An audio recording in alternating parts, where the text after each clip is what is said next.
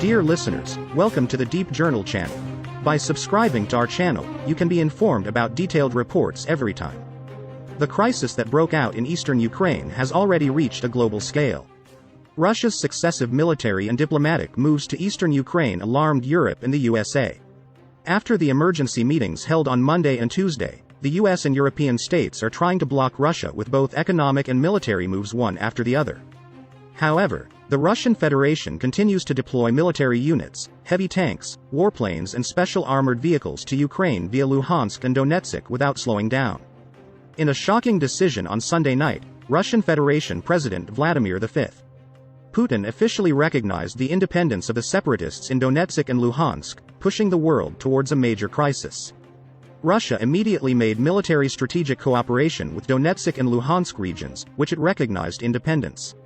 Immediately afterwards, with lightning speed, Mr. Putin sent his army to eastern Ukraine on peacekeeping missions. Meanwhile, US warns Ukraine of full-scale Russian invasion within 48 hours. President Joe Biden's administration has informed Ukrainian President Volodymyr Zelensky of intelligence assessing that Russia is preparing to conduct a full-scale invasion of the neighboring country within the next 48 hours, US intelligence officials have revealed. The president of Ukraine has been warned Russia will highly likely begin an invasion within 48 hours based on US intelligence, a US official with direct knowledge told on media. Additionally, the US official added, reporting from aircraft observers indicates Russia violated Ukrainian airspace earlier today, flying possible reconnaissance aircraft for a short period over Ukraine. A source close to Zelensky's government also confirmed to Newsweek that such a warning was received, but noted that this was the third time in a month Kyiv was told to prepare for imminent large-scale military action order by Russian President Vladimir Putin. It's possible for sure, the source said. Putin can't keep so many troops in the field much longer. The Pentagon's assessment includes Russian airstrikes, cruise missiles and ground invasion, according to the US intelligence official. The information was confirmed by a second US intelligence official, who emphasized the comprehensive nature of the military operation the Pentagon anticipated from Russia.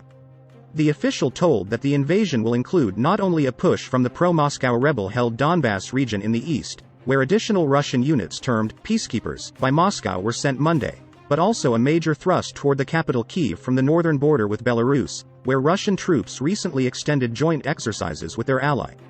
There is a huge Russian military shipment to eastern Ukraine right now. Over 10,000 Russian troops, hundreds of armored vehicles, thousands of military equipment and dozens of T-72 and T-90 tanks were deployed in eastern Ukraine. In addition, 9 BMP-T-72 special armored heavy tank supporters, one of the most special equipment in the inventory of the Russian army, were sent to the region. The Russian army has only 9 of these special BMP-T-72 armored and has not been produced in other countries' armies yet. Also, today Russia deployed another special heavy battleship TOS-1A, Solntsepyak, to the border of Belarus and Ukraine. The TOS-1A flamethrower and multiple launch rocket system developed for special heavy battles is a very powerful war machine that has gained experience in many warfare areas. Today, more than half a dozen heavy armored flamethrowers TOS-1A, Solntsepyak, were sent from the Russian-Belarusian border region to the Belarusian-Ukrainian border. A train carrying at least 7 heavy armored flamethrowers TOS-1A Solntsepyak was noticed today in the direction of Rychitsa in Gomel. The TOS-1A heavy flamethrower system is designed for direct fire support of advancing infantry and main battle tanks and acts on battle orders.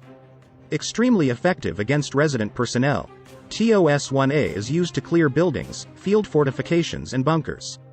It is also effective against lightly armored vehicles. The heavy flamethrower system is generally similar to multiple launch rocket systems, but fires different types of rockets and has a shorter firing range. The TOS-1A heavy flamethrower system launches a single rocket or a pair of 2 rockets within 0.5 s. The full salvo time is 12 seconds when launching rockets manually, and 6 seconds when launching all rockets in automatic mode. BMP-T-72s and TOS-1A heavy battleships in the Russian Army Special Armored Group are a special group of heavy armored war machines built on the T-72 heavy battle tank chassis. At the same time, experts believe that a large-scale offensive against the Ukrainian army will begin in the next 36 to 48 hours, since the militia of the self-declared republics and the Army of Russia continue to hold the first lines of defense. US Pentagon officials also regarding Russia's operations in Ukraine. The second U.S. official said that the operation would begin with a cyber attack, followed by a ground invasion that would likely occur at night. Both officials maintained, however, that Russia's plans could change based on daily developments. Another source who took part in a National Security Council call on Tuesday confirmed that the White House was incredibly pessimistic about this being limited to the Russia-endorsed rebel republics and that an invasion would likely occur in 24 to 48 hours. Newsweek has reached out to the White House, Pentagon and Russian embassy in Washington for comment. Asked about what such a massive Russian intervention could look like in terms of military operations, the second U.S. intelligence official with whom Newsweek spoke pointed to a recent article in Foreign Affairs penned by CNA think tank's Russia Studies Program Director Michael Kaufman and research scientist Jeffrey Edmonds. Newsweek contacted Kaufman, who then provided a hypothetical play-by-plan of what he called the worst-case scenario, should Moscow actually go through with the alleged plans. It will open with airstrikes and missile strikes heavily supported by or enabled by cyber warfare and electronic warfare capabilities rapidly shifting to a combined arms ground offensive, Kaufman told. And the offensive itself will be a multi-axis attack across the border from Belarus from the north all the way to Crimea in the south. And he explained such an offensive would have clear objectives, the first of which would be a two-part plan to besiege major northern and northeastern Ukrainian cities through, first, a pincer movement to encircle Kyiv to impose regime change in the country, and, second, a much larger pincer movement from Ukraine's northeast. This is principally the Kharkiv area but not just Kharkiv, using a concentration of Russian forces from Kursk to Belgorod down to Milarovo. The second Russian objective Kaufman outlined would be to operationally encircle the bulk of Ukraine's forces currently deployed in the Joint Forces Operation, which is a substantial percentage of Ukrainian ground forces, deployed near the line of control in the Donbass. Then, Kaufman said, the Russian forces will attempt a large pincer movement from the east and from Crimea to the south to envelop Ukrainian units in the JFO to cut them off from ground lines of communication, prevent their potential retreat or an organized retreat to the Dnieper River. What Russian forces sought, according to Kaufman, would be a quick initial campaign whereby they are able to isolate the capital and the political leadership from around the country and, at the same time, isolate Ukrainian forces and break them up into different pockets or groupings of encircled troops in order to attain a surrender. And while he said, it's not clear that Russia intends a prolonged occupation of Ukraine, he pointed out that all the evidence suggests that they plan for it. Signs he referenced included Russia's deployment of auxiliary and National Guard units to frontier regions.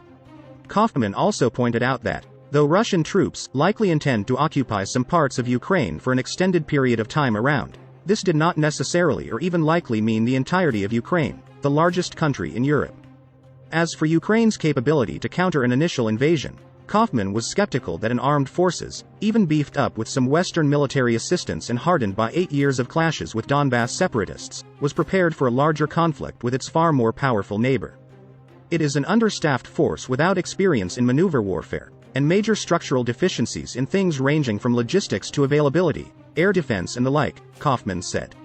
It is a military that is well prepared for a limited fight in the Donbass and is rather unprepared for this kind of war. Kaufman estimated Russia's military power to outweigh Ukraine's at least 3-1, with additional force multipliers that give Moscow an even much higher advantage. He also felt Ukrainian troops trained to fight in command and control-led formations would be hard-pressed to abruptly transition to guerrilla warfare-like techniques in the midst of the battle. Shortly after Newsweek was made aware of the U.S. assessment, the websites for Ukraine's Defense Ministry, Foreign Ministry and other institutions abruptly went offline in what signaled a potential sweeping cyber attack, which would add to a series of apparent cyber assaults that the White House has publicly blamed on Moscow. It is also reported Monday after obtaining an FBI document that U.S. law enforcement has warned the U.S. private sector of a heightened potential of Russian state-sponsored cyber attacks against the United States. Moscow has denied engaging in any hostile cyber activity and has accused Washington of exaggerating the likelihood of a conflict erupting over Ukraine, which has been at war for 8 years with 2 Russia-aligned breakaway republics in Donbass. The self-proclaimed states were granted recognition Monday by Putin in a move the Russian leader argued was necessary to protect them from Ukrainian aggression. No country has yet followed suit, and U.S. and Ukrainian officials have rejected the move as part of a pre-orchestrated plot to justify the deployment of Russian troops into the insurgent region in a potential larger-scale effort toward operations in other parts of Ukraine. The U.S. has been warning for weeks that Russia was in a position to conduct an invasion at any time amid an unprecedented military buildup near Ukraine's borders, and Biden said Friday that he was convinced Putin had already made the decision to do so, though he noted diplomacy is always a possibility.